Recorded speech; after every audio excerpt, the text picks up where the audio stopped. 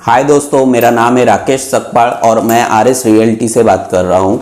हम farmer certificate बनाते हैं। जो किसान नहीं होते हैं उनको हम लोग राजस्थान से फार्मर सर्टिफिकेट बनाते हैं और उसके बेसिस पे फिर आप महाराष्ट्र में एग्रीकल्चरल लैंड ले सकते हैं।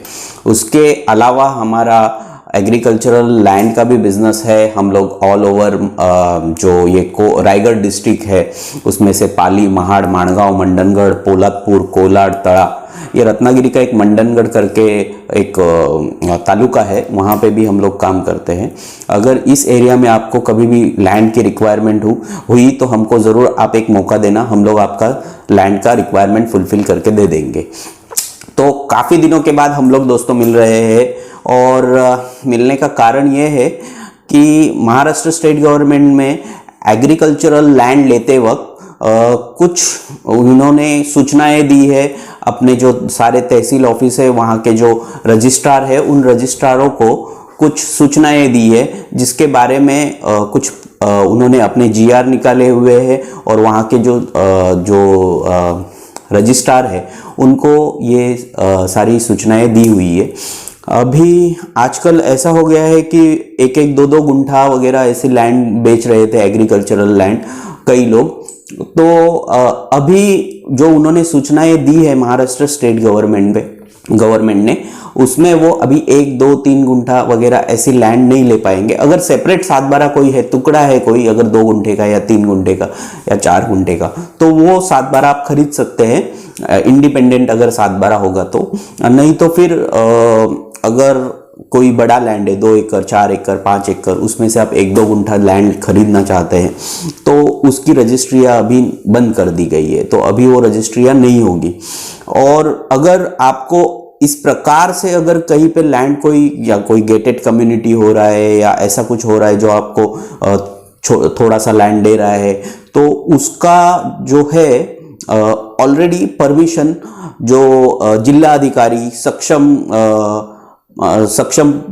प्राधिकार रहते हैं उनकी परमिशन लेना उसके लिए ज़रूरी है। मतलब उनको अपना प्लॉटिंग का मैप उनको जमा करके उनसे पूर्व परवानगी, उनसे पहले परमिशन लेना होगा। परमिशन लेने के बाद में ही वो प्लॉट खरीदे जा सकते हैं। तो अगर आप इस प्रकार के जो 1 गुंठा, 2 गुंठा, 3 गुंठा इस प्रकार की लैंड बेचते हैं, उनके अगर साथ में अगर कोई डील कर रहे हैं तो आप ज़रा सोच समझ के उनकी पूर्व परवानगी है या नहीं है, ये सब देख के आप फिर उसमें ज़रूर आप लैंड परचेस कीजिए। अभी तो ऐसा है कि इसके आगे रजिस्ट्रियाँ नहीं होंगी, ये सूचनाएं दी है, लेकिन प्रीवियस की जो रजिस्ट्रियाँ हो चुकी है उसका क्या? जिन लोगों ने परचेस कर लिया है इस प्रकार से लैंड, 1 गुंठा, 2 गुंठा, 3 गुंठा, उसका क्या है?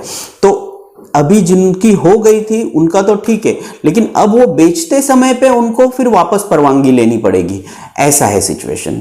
मतलब अगर आपने ले चुके हैं और फिर वापस आपको बेचना है तो बेचते टाइम पे आपको, जैसे मैंने कहा, सक्षम प्राधिकारी जी और जिला अधिकारी की, इनकी परमिशन के बाद में फिर आप उस लैंड को बेच सकते हैं। अच्छा, अब महाराष्ट्र में एक टुकड़ाबंदी कायदा है।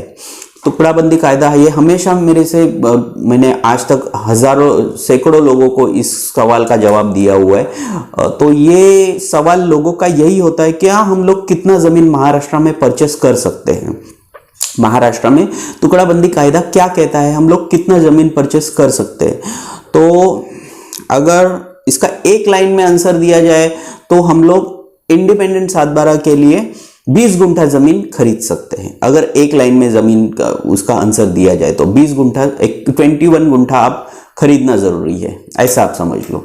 लेकिन इसमें भी लैंड में काफी प्रकार होते हैं। लैंड में कोई वर्कस जमीन होता है। वर्कस जमीन मतलब कोरडवाहू, मराठी में उसका कोरडवाहू होता है, जिसमें आप उसके अंदर कुछ उग नहीं रहा है फिलहाल, या फिर कुछ अभी प्लांटिंग नहीं किया हुआ है, कोरडवाहू जमीन, उसका आपको अगर हिस्सा खरीदने का है तो आप 20 गुंठा कम से कम खरीदना पड़ेगा, ऐसा कहता है।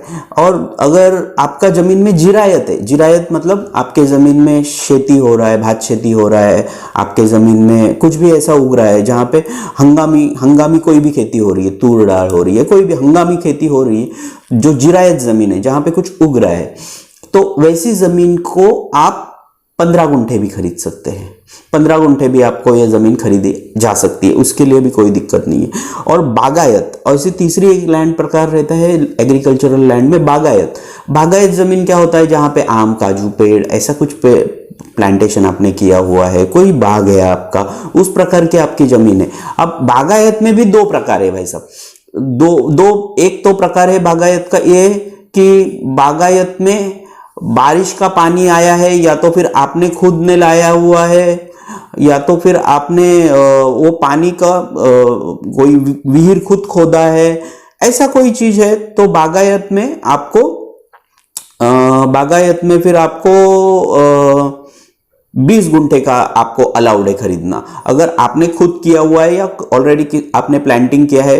कोई गवर्नमेंट का आपने जो है कैनाल नहीं यूज किया, धरण से पानी धरण नहीं आया हुआ है, या गवर्नमेंट ने वहां पे धरण का पानी नहीं छोड़ा है, ऐसा कोई भी अगर सिचुएशन रहता है तो उसको बागायत में आप 20 गुंठा कर सकते हैं। हाँ, लेकिन अगर कोई गवर्नमेंट की पानी की फैसिलिटी है वहां पे, जैसे धरण है वहां पे, जैसे कुआं है कोई वहां पे, या फिर कैनाल कोई आया हुआ है जिसमें गवर्नमेंट का फैसिलिटी है, उसका आप 10 गुंठा भी जमीन खरीद सकते हैं। ऐसा इसका अगर पूरा आंसर दिया जाए तो ऐसा मतलब ये बहुत डीप में हो गया, लेकिन अगर आपको महाराष्ट्र में एग्रीकल्चरल लैंड टुकड़े बंदी कायदे के हिसाब से खरीदनी है तो मोटा मोटी आप समझ लीजिए कि आपको 20 गुंठा लैंड खरीदनी है। ठीक है, ओके।